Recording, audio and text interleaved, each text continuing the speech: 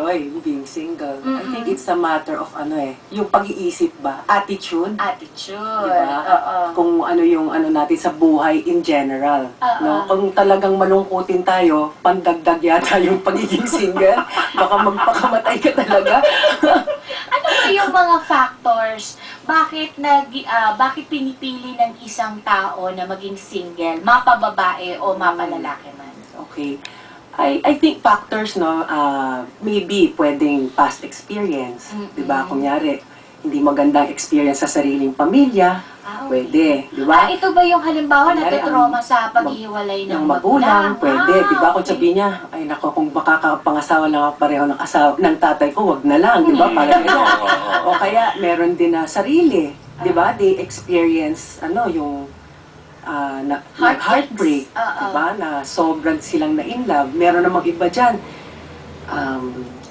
na hindi pinigilan sila, hindi sila nagkatuluyan. Meron namang iba dyan, mahal naman niya yung boyfriend niya, namatay. Di ba? Wala nang iba. Trauma. Siguro, at ayaw na nilang to love parang they feel they cannot love anybody else. Siguro, no? Or something like that. But there are also circumstances, I feel na parang siguro mapili din. Hanap ng hanap, di ba?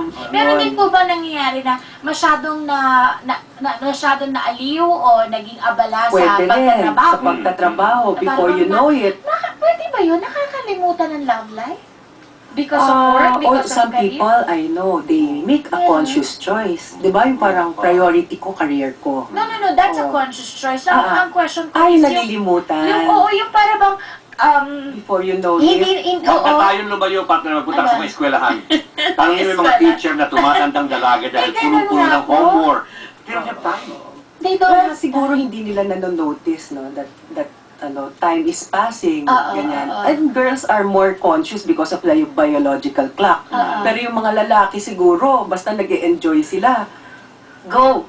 Sa lalaki naman, walang problema sa edad, di ba? Meron din po bang pagkakataon na halimbawa, yung, ewan ko, napapanood ko lang ito, yung sa mga sobrang pagsisilbi sa magulang. Yung yung ibang mga kapatid. Devoted sila na mag-alaga. Yung marami rin ganyan, yung because of the responsibility sa family, lalo na yung mga mas nakakatanda or yung mga nakatapos. No? Ito kasi sa kultura natin ganun eh. Pag nakatapos ka, parang meron kang obligasyon na or there's something like that, no, na pag-aaralin mo yung ibang mga kapatid na hindi pa. Alam mo kanina, pinag-guilty ako ni Winnie. Bakit? Kasi kiniinaan ako, sabi ko, mag-anak ka na muna, tapos saka na lang mag-asawa kapag ready ka na. I'm sure, si Miss Miren, hindi rin niya i-advise yun. My question now is this: would you get flack? Would you get flack from, say, religious groups when you are advocating singlehood? Kasi diba mga sabi nila, hindi or at least you're saying it's okay. Because di ba para sa mga ibang mga religious people, it's not okay to be single. You have to be Yes. Meron ba silang reservations? Unfortunately, ang alam ko lang kasi sa Catholic Church, no, hindi ako familiar with other religions, so I cannot speak for them, no, with But sa atin naman sa Catholic kasi di ba parang we have vocations, di ba? The religious is a vocation. Sila, di nag-aasawa. Mga pare, di ba? Marriage is a vocation. Singleness is also a vocation, no? So it's wherever we are, we have to be the best of who. Kunyari, kung we choose to be priest or religious, dapat gampanan natin yung celibacy and etc. Di ba? Pangatawanan natin yun. Yung mga may asawa, be a good spouse, at saka maging mabuting magulang.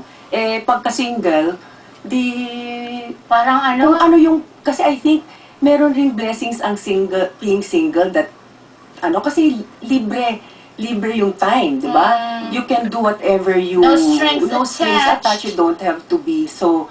Although iniisip mo rin yung sarili mong pamilya, pero hindi pareho, di ba? Sa may asawa ka at may anak ka, iisipin mo, sila talaga yung uunahin mo. May mga time mo kasi na may pressure sa society. No, nakapanahon namin.